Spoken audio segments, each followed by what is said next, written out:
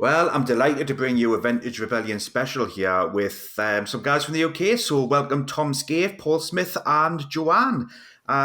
First of all, come over to you, Tom. I'd like to see your red YubNub top there. Can you give a little bit of background to yourself and our listeners, and what are YubNub Toys? Yes, well, I run YubNub Toys. I don't know what I'm thinking about there. So I've got a Facebook page. I buy and sell all kinds of toys, but my predominant line is Star Wars because that's what I collect. My collecting is paid for by buying and selling, really. So it's as simple as that. So I may drop in a few YubNub references, so you can come and find me on my Facebook page. Bit of product placement. Yeah, well, some of our listeners would have seen your celebration in London, wouldn't they? Yeah, well, I've got my store you got the sign there. Yeah, just stuck that up the back there. Yeah, so you can see. Yeah, so we kind of like just coming over to you guys. We heard your podcast about what we're going to talk about today, and that's why we've wanted to come and have a chat with you. So it was quite nice to hear you hear one of the pieces that we'll talk about later. So yeah, so we'll lead you on to Paul now, Paul and Joe. Yeah. So Paul, Joe, I mean, our listeners will have seen you from all over the place because you've been to the States, you've been to London, you've been everywhere. So do you want to tell our listeners a little bit about yourselves and what your collecting hobbies are? Yeah, I've collected since being 6 years old, so 40 odd years. My wife's joined in when we got together. She's slowly come into the Star Wars fold, and she loves it as well as I do. And our daughter Jessica, she's Star Wars mad. As you may know, I'm one of the vintage admin on Echo Base, well-known UK group. I don't know much more to say, really. And I mean, Joe, what's it like getting dragged into the Star Wars world, and I imagine kicking and screaming initially? As a wife, we learn to embrace. Otherwise, we don't see our husbands. So it's a matter of embracing it and enjoying it. And you know what? We have gone on some mega trips up and down the UK. But when this one come along and he said, we're going to the United States, I thought, great, we've got a holiday. Oh, we're going picking up Star Wars. All right, and we've got 3 interconnecting flights. Okay, that's okay. With an 8-year-old child. So it was a shock. And it was lots of organising. But when they showed me what they found, it was pretty spectacular, to be honest with you. Very, very special. And these two were so excited, wasn't you? Both of you were excited. Like kids in Toys R Us again, wasn't it? It's once in a lifetime. Yeah. Yeah, so absolutely. We packed our cases, booked our tickets, and away we went. And the rest is history, as they say, isn't it? It is. So give our listeners, first of all, the background to the story then. So when did you first start to become aware that something was starting to come your way?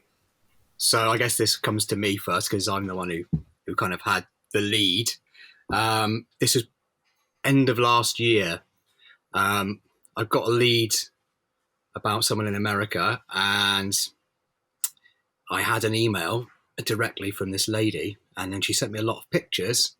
And as you do, you're like, is this the real thing? Or, you kind of question yourself. You're looking at these pictures thinking, these actually don't look because you get Photoshop pictures all the time of various bits and pieces. And is this kind of the real thing? And she kind of emailed me this message and said what she did, sent a list of maybe 3 or 4 photos of things that look slightly different than what I would normally see. And I thought, well, I don't think these have been screen grabbed. They look kind of legitimate. I've got an idea what they are and what she's talking about, but I kind of, at that point, I normally send Paul a message, and rather than me going straight and getting super excited, I send it to Paul to kind of have a second look without saying what I think. I sent it to Paul and say, what do you think of these? And then this is where Paul came in and came back with, yeah. Well, we started getting a little bit excited, I guess, didn't we? We did. And as Tom said, he sent me the pictures. When you look at them on screen and that, they kind of look, you can tell there's a slight difference, but they kind of look like figures, if you know what I mean. They look generally the same, apart from when you look in more detail, you notice different colours to the legs and stuff like that. And Tom himself noticed a slight difference in the Boba Fett card. I'll quickly take you back. Yeah, just jump in there. Yeah. I didn't say where the email will come from. Yeah, the email was signed off.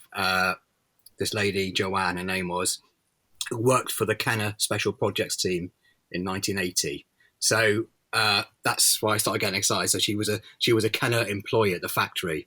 So, and that's where these pictures came from. So sorry, Paul, I jumped in where you were at Boba Fett. Yeah, it's all right.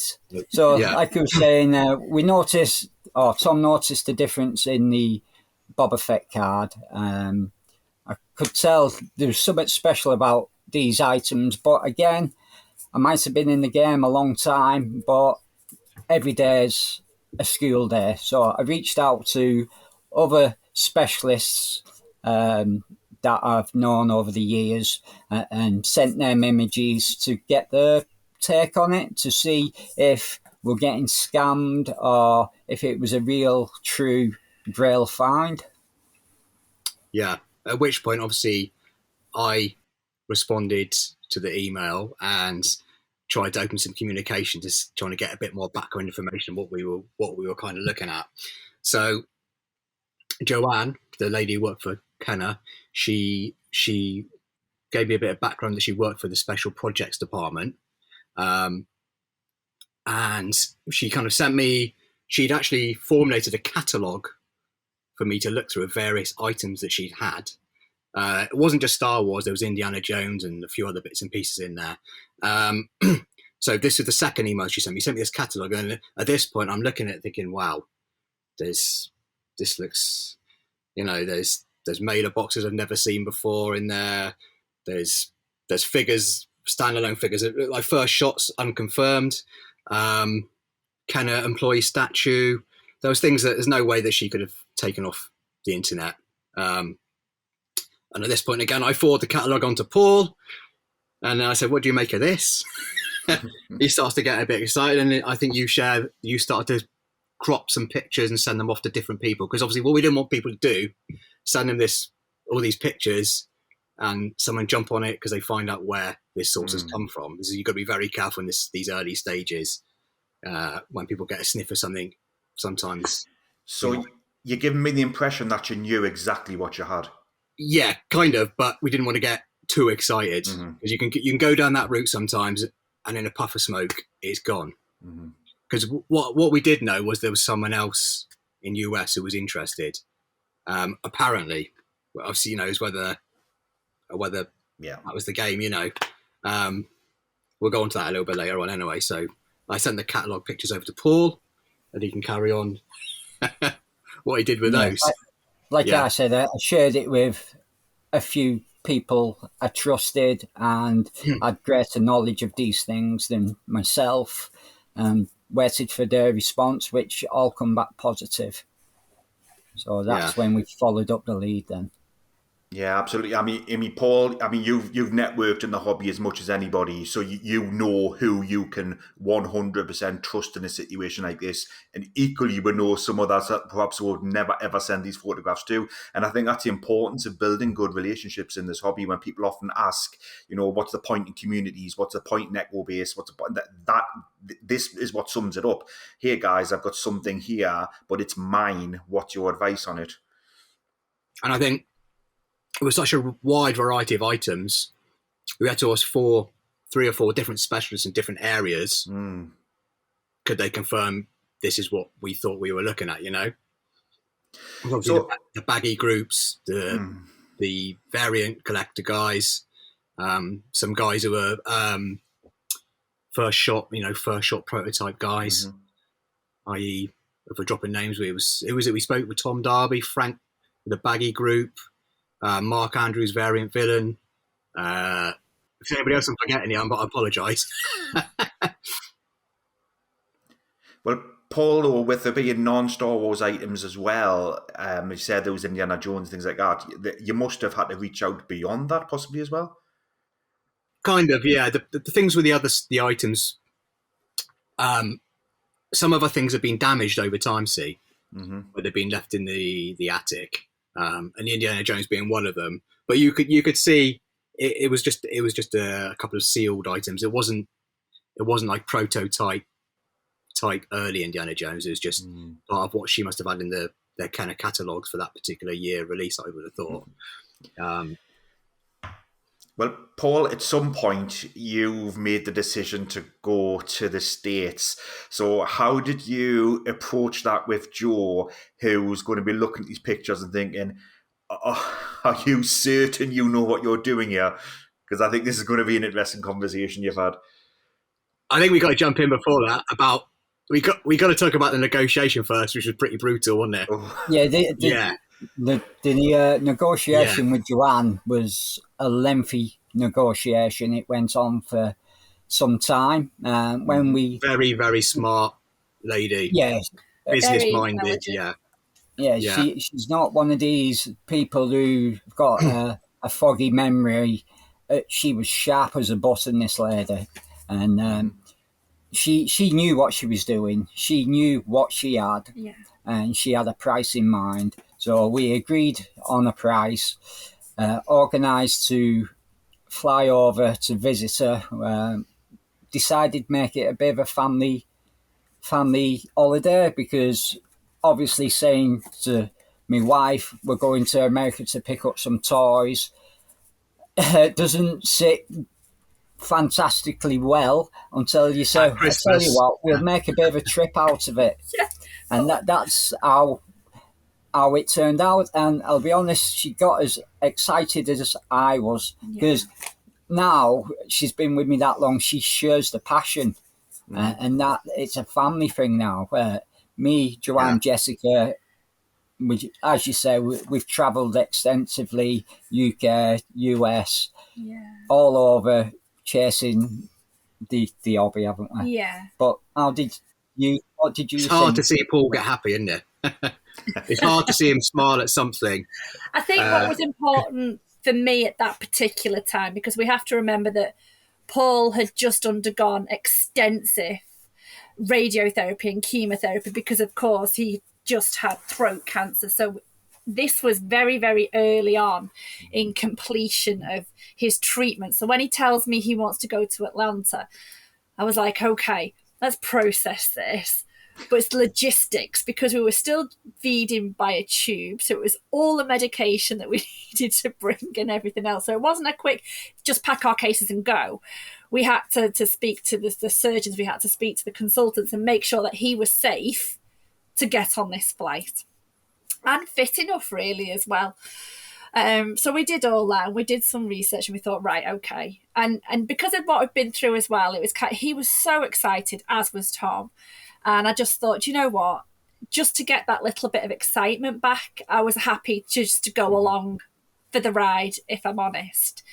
And that's what we did, wasn't it? Yeah, it was. And it was so much fun and stress and it was fantastic. Running through the airport, it was a bit like Home Alone, wasn't it? When you're pegging it for the next plane because you're just about to miss it. I might add at this point, I couldn't go.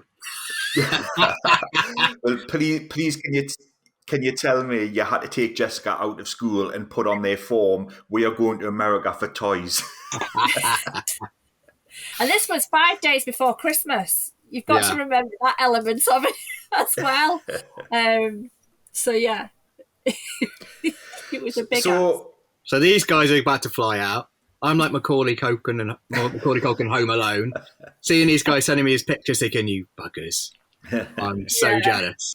But it was sending me a picture on their flight, sending me little waves. I was like, "Buggers." It's great before though. This is just what you needed just after your year. Yeah, it was just such a great way for you to end it and see you like actually happy again, seeing something that got you kind of motivated, which you've not seen for a little while, understandably. So exactly, absolutely. So you mentioned Joanne, and so can you give us a little bit of background about where did she work and what was her role, and what do you mean by this special part of the company that she was working in?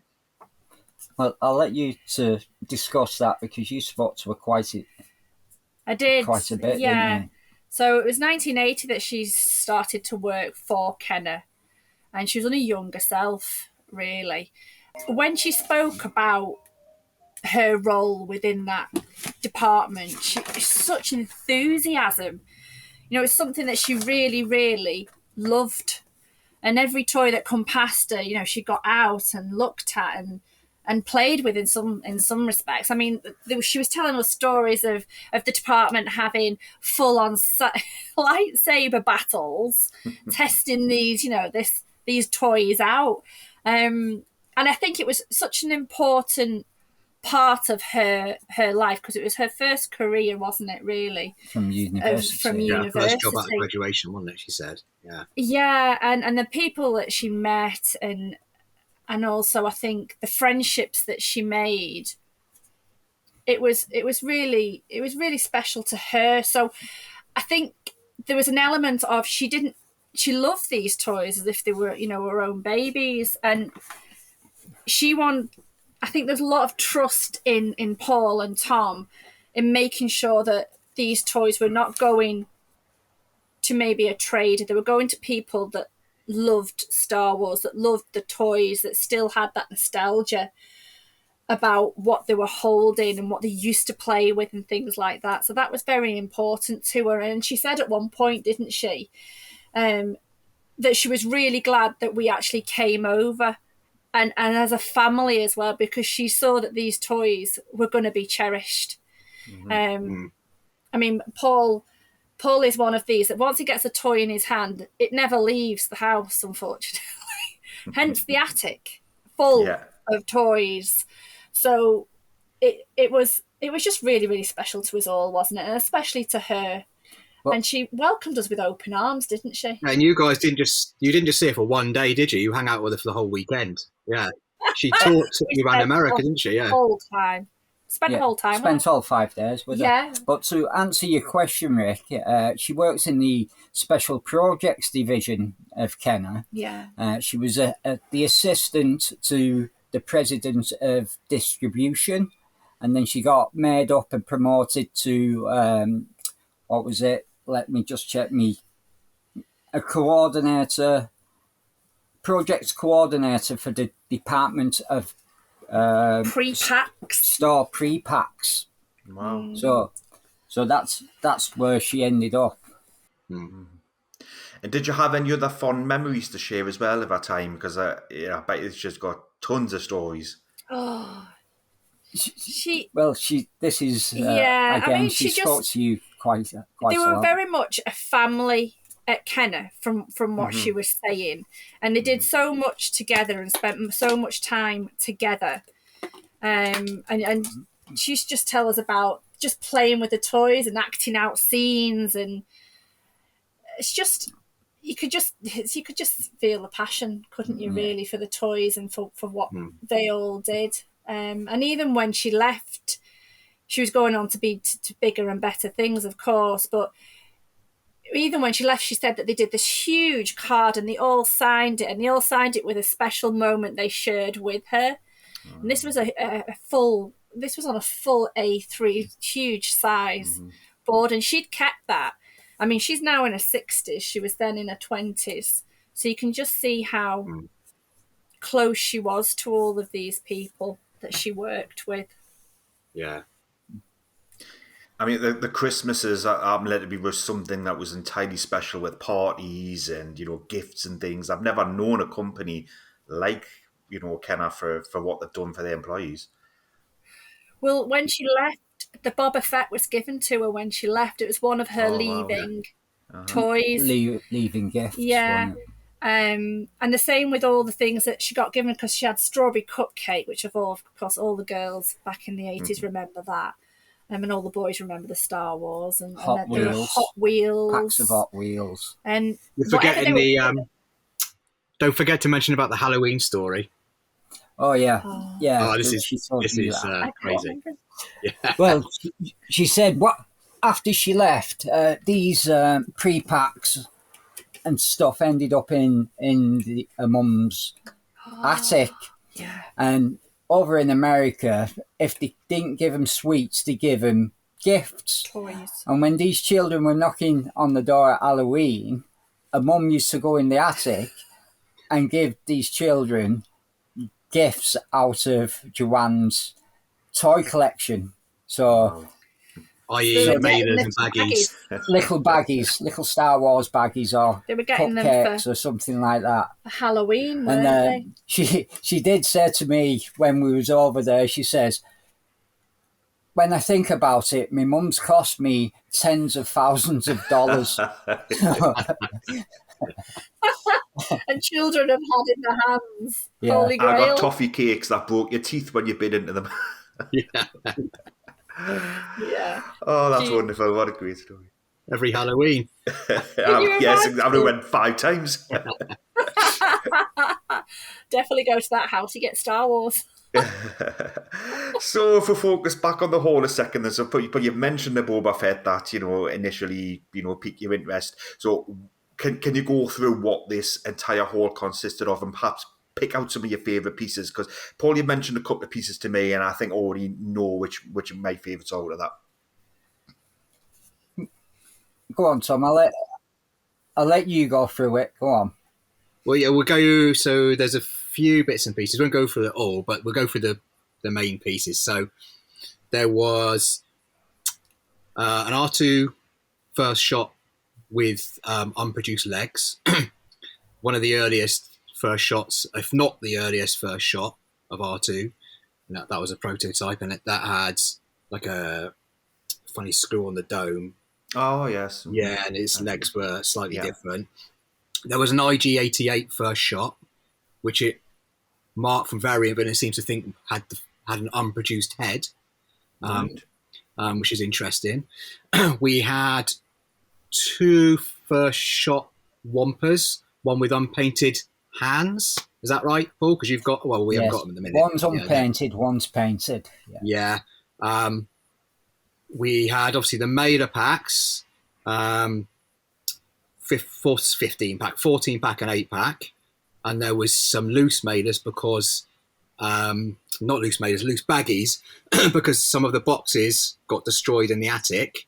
Unfortunately, it looks like there was maybe was there a 6 pack? We thought maybe there was 2 4-packs, but she'd already sold them. Yeah, but the baggies that were left had a combination of other mailer packs where the boxes had been destroyed by water damage, which she'd thrown out, I think. And then obviously this Boba Fett card that took our eye as well. That was slightly different because when we were looking at it, it didn't have a footer on it, and the bubble was totally different. But we didn't have many photos of that, so we kind of went over, obviously when Paul and Joe went over, we had some better photos of that, and we obviously forwarded that onto Mark from Variant Villain, and this is a piece that we thought was very special because we thought it was a pre-production test card. That's what it turned out to be, because it's the only known Boba Fett Empire card with a Taiwan figure on. And do you want to say a bit more about it, Paul? Because I can't remember. There's so many differences with that card. We have to share the link with Variant Villain because it's on there. But on the back, it has a different factory code. Yes, it's obviously Taiwan, made in Taiwan, which was never on an Empire Strikes Back card. Yeah. So it's the only one known to exist. When you look at the card in more detail, the print is slightly off. It has like a white line at the bottom. I believe that it was explained to me when he was cutting it. There's most probably been an alteration at some point and it's not cut it correctly. I didn't really understand when I was getting told it was a printer, guy who works in printing, explaining how they print the cards and stuff like that. So I didn't really understand what he was saying regards that. But it was dead exciting because we sent it to Narayan, who works on the Variant Villain webpage. He's got the big Boba Fett focus, and he's got all the variant card backs. So we sent him a picture with it on, and he got dead excited, but he didn't think it was real when he saw it. He didn't. This isn't real. We need to prove this is real. But if it turns out it's real, it's it's unbelievable. Basically, this is kind of like Star Wars history you're looking at here, something that nobody's ever seen before. And from that, that's when Mark Andrews we heard that Mark Andrews had seen it, because we basically said don't show anybody, but those guys got their own little WhatsApp group and share these finds together, which we didn't mind. And then obviously Mark Andrews, we sent it to him, and his knowledge is just unbelievable. The stuff that he was coming out with about the card and looking at it in more detail and comparing it with other ones, it just blows your mind what some of these guys know. You think you know stuff, but like Paul said, it's a school day with these guys. Like pulling that W on the back and the bubble and the figure, it was just, and he was just so helpful in identifying it. And then obviously we sent him the first shot pictures as well, and he was going through those. So without those guys, it would have been much more difficult to identify what that card and those figures particularly were. So do we know what this piece actually is yet then? Is it a test from a factory that perhaps failed quality control and it went to another factory instead? Or is it a combination of a few things that we're testing? Well, we sent it to AFA and Tom Darby. It's an unproduced, uncirculated pre-production test card. Mm-hmm. That's what they labelled it as. It was blister cards, believed to be pre-production sample due to many characteristics which differ from known production versions. The Empire Strikes Back card contains the Taiwan version of the figure, previously only known to exist on Return of the Jedi and Droids packaging era. The back of the card is made marked in Taiwan, as well as bearing the W vendor code. Known Empire Strikes Back production card backs feature made in Hong Kong text with K later added to indicate the country of factory origin. The blister seal also differs from known production versions, as no footer is present. Taking this into account, it is believed this is a test sample sent from the Taiwanese factory back to Kenner in US for inspection, as Kenner would not begin producing versions of this figure until the Return of the Jedi era packaging. Very rare and the only known example. That's what they put on the sheet. So yeah, pretty special.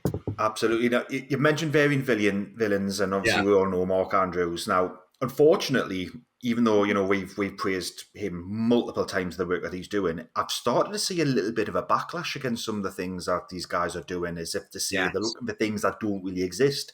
But isn't this the whole point of varying villains, to have a look at things like this and go, this is something new, and to share it, and for them to, I'm not going to say put the reputations on it because it's already there in the first place, but this is this is groundbreaking for them, and this must really, push their role in the community. Is without their knowledge, we wouldn't have a clue what these were. And I know they get very, very excited when we sent them that over. Mm-hmm.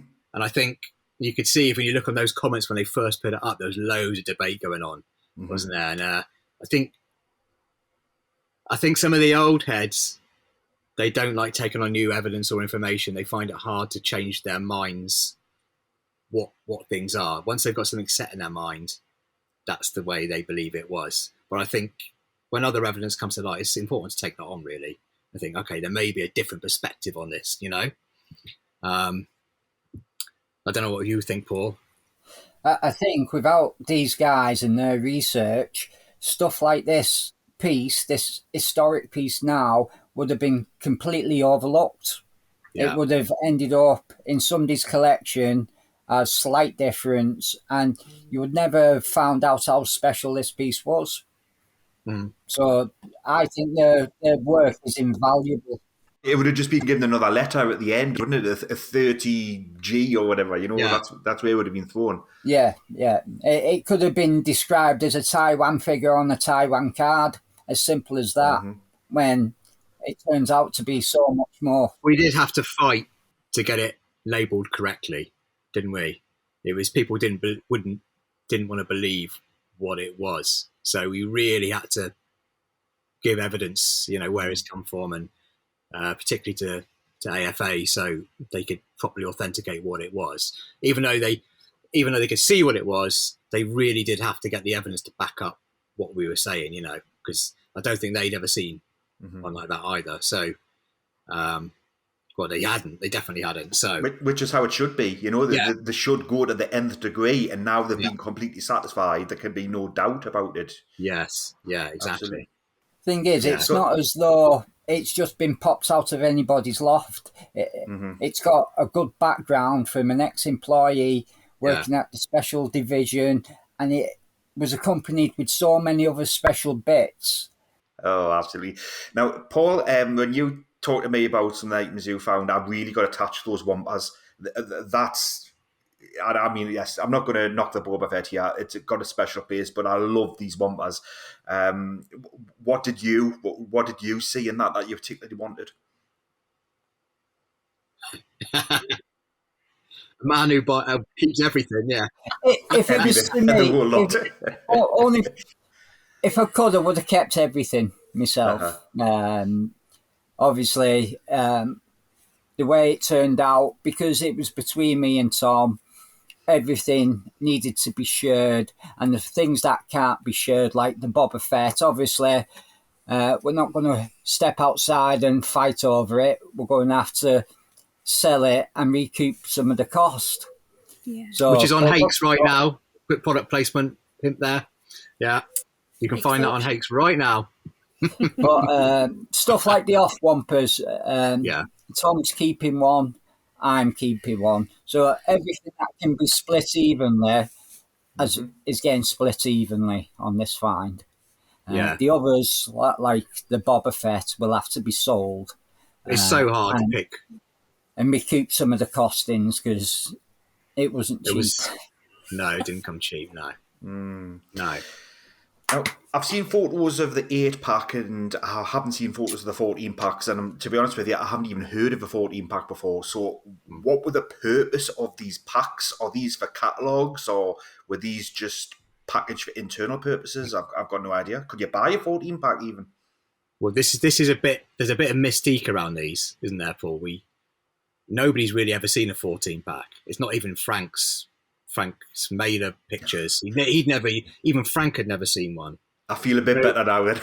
Yeah, so there's kind of a rumour that the 14-packs may have never even hit stores, but we don't know. The 8-pack, apparently there's one other person who may have got one, but that's yet to be seen. Again, they weren't even in Frank's baggy guide. So you can carry on, Paul. I'm going to find Frank's message to us, and I'll see what he said about it. Well, Joanne didn't really go into great detail on if these packs ever was released. All she said, anything new come through her department. So prototypes come through, pre-packs come through. They'd have a look at them, sign them off. Some went out to stores, some didn't. But like you said, she was promoted to the coordinator for the department store pre-pack. So obviously she would have had these come to her. But as to answer if they've been released, I'm not too sure. Nobody's ever seen them. Yeah, they were J.C. Penney catalogue ones. Right. Apparently. And he's put very few examples ever known to exist, if any. Also was news to me that any ESB era packs were issued in brown boxes rather than white ones. So he's never even seen a brown box mailer. And he finds it really intriguing that all the figures are Star Wars era rather than ESB era, and more so with that brown box. You'd have expected this to be a Star Wars era multi-pack.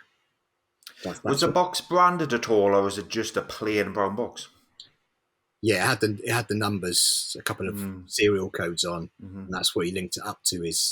Frank linked it up to his guy, because we know a little bit about mailers, but not when we've seen these before. So, and she had 2 other mailer packs, didn't she, that she sold before us for tuppence. Yeah, what were they for? 2 4-packs, weren't they? 2 4-packs, yeah. Yeah, she had 2. Gutted we missed those. They were so nice, yeah. Brown box. So those weren't, for example, the 4 creature aliens. It was a different kind of package that was put together. I think it was a Luke X-wing, wasn't it, Paul? I can't remember now. I'm not sure. Just a combination of early figures. Yeah. Wow. Yeah.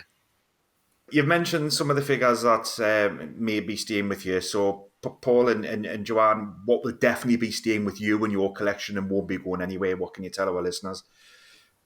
Well, I'll be keeping a 14 pack, an 8 pack, the off wamper, and numerous baggies, which obviously Tom will be keeping the same, or has got the same as Tom's showing you now. His 8 pack. Is it? Yeah. I won't open it because I don't like touching these baggies. So it looks like a catalogue pack, doesn't it? Yeah. It's in a nice tin box, but you can see how that's not even. It just smells new, you know. Paul's got the other. On pack. October the 31st, can I come round your house dressed in a costume with a little bag? Yeah. If you're dressed as an Ewok, I'll see what I can do. Yeah. Oh dear. Yeah, it's It begs belief, doesn't it? But I suppose a mum wouldn't have even known the value or what she she just saw it as a little toy, and she saw these little children knocking on the door. She didn't have any candy left, so I know I've got some toys in little bags. They can have them. Yeah, very lucky children. And Tom, what are you keeping for your collection? Definitely one of the Wampers for sure. Because like I said, I've got a little mini Wamper Focus with various different box variations, so that would be nice. Yeah. And a couple of other little bits and pieces, like with some of the catalogues, the kind of catalogues. Nice. I'm not a big baggy guy, so as you can see, I sold one last week to pay for a big extension that I'm having in the back, so it's a fair trade-off. Yeah. Yeah, so it's tough. It's so hard. It is, yeah. Yeah, I hate selling things. You can see how much stuff I store in my office is because I can't part with it. So, so where will the surplus of these items be appearing for sale? And so the Boba Fett's going to get a lot of attention. So where can somebody go to find out about the Boba Fett, and when will it go live? If he probably has done already. Yeah, well, it's currently in Hake's auction now. I think it's been up for 3 days. All the information's on there. I think there's another 18 days left of the auction to go, currently when we're recording now. And there's been one bid. It's currently going pretty cheap. We'd like it to go for a little bit more than what it is at the minute. But it's one of those you don't really know what it's going to go for. So for us watching it, it's quite nerve-wracking, to be honest.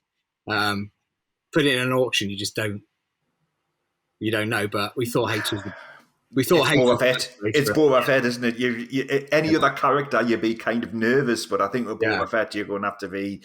Yeah, we've got a good chance here. I think there's a few guys just waiting and waiting. You know, they don't want to play their cards yet. So yeah. But for us, just watching it, we're thinking, "Oh, come on, come on, bid on it, another person." So yeah. And what about the other items then? Perhaps are any mailers going to appear, or any other items coming online? Perhaps are you selling them on your own Facebook page? Yeah, well, I sold one of my mailers to one of the big collectors in the States last week. I've got some left here, and the other bits and pieces I'm not quite sure yet. Well, yeah, I'll be keeping mine. There will be a 14 pack at some point. Yes, that we can let go. So the 14 pack and Boba will be coming up. Well, obviously Boba's up now. Yeah, in Hakes, and the 14 pack at some point. It's just you can't put a price on it. No, they've never come up before, so it's so hard to put a price on these things, isn't it? But equally, you've got to be realistic because you have had to shell money out on this. And actually, I'm going to rephrase that. You've had to take still a gamble on this because you could have lost everything.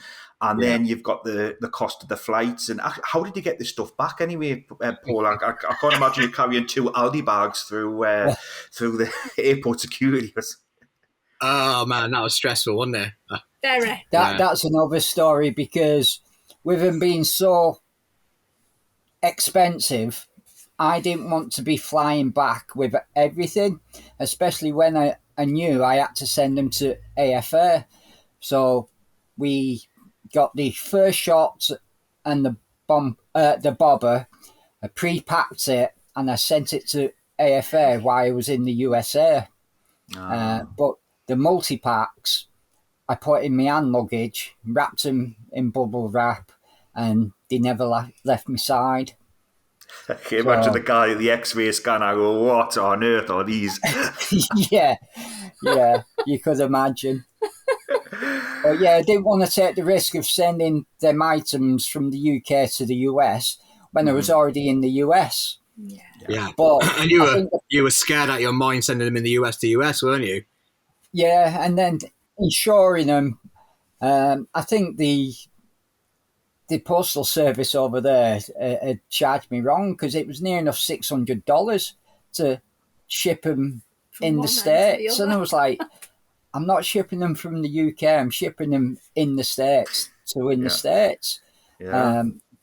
So I'm in a bit of a dispute over the charge, which I've not heard back yet, 6 months later. Yeah, so you could have I driven don't there think for I'll that. be getting it back. Yeah. $600, you could have got half a flight. Yeah. Well, this has been an absolutely wonderful story. What makes this even more special is it's not 1990. This is 2023, and something like this is still coming out now. Everyone says, I wish I was back at Celebration 1, Celebration 2, room sales, etc., etc. But, yes, things may be more expensive, but it doesn't mean it's not. It's still thoroughly enjoyable hearing stories like this. Yeah. I think we didn't want to, when you see people put haul posts up when some people don't like it, we didn't really want to, we've been very coy about telling the story, but people have kept asking us, just got to tell us a story. Please tell us what, and you see people do it, and people do get annoyed when they see, oh, look at this amazing pickup we've got. But so it's taken us a little bit of time to decide, we want to just share the story, because people keep asking, and we say, well, we'll tell it in our time. We'll tell it in our time. And I think the other part of it is you don't want to annoy the American guys off that 2 Brits have come over and taken some American history back to the UK. Yeah. There's part of that as well. So, but like I said, you took the gamble. Yeah, exactly. We love it as well. So yeah. Well, we're all part of this, regardless of whether it's canon or not. We are all part of the Star Wars story. So I'm absolutely delighted that something like this has come to the UK. And I'm pretty sure they're not bothered about nicking our Palatoy stuff anyway, are they? No, exactly. They do the same. They do the same. Yeah, exactly. Well, I'd like to thank you very much for coming on the Vintage Rebellion podcast, guys. But before we go, can you just once again share where we can find out about this Boba Fett? What was the auction website again? Hakes. It's at hakes.com. I think it's hakes.com. It's in auction right now. It's probably number 6 down the list. You just put in Boba test sample, and it'll be right there in front of you. So do check it out, even just to look at it and drool. That's all I'm doing at the minute. So, because I would say I only managed to get my hand on it once, and then it was gone. So I'll never see it again. So. But, I've got to say though, we can look at it in duel, but we can also look at it and then see its place in history, which means far more to me. So, I mean, good luck at whatever this gets. You just, if I said it's going to be worth X number of pounds, it's a complete guess. We just don't know what this is going to go for. So it's going to end very early August. Have I got my timing right? So I'll be in Thailand by then. So I'll have to work out the time zone difference, because I'm desperately wanting to see the last hour on this auction. It's going to be so fun. You'll probably be right in the right time slot. It's going to be 3 a.m. our time. I haven't got the right bank balance, so that's a problem. That bid that's on there probably has already outbid me. Yeah. Brilliant. Thanks for having us on, Rich. Yeah, thanks for having us on. I'm absolutely delighted that you chose us to come on. It means so much to us. But right, see you, Tom, Paul, Joe. Thanks for coming on. Love the story. See you. Thank you. Take care. Bye.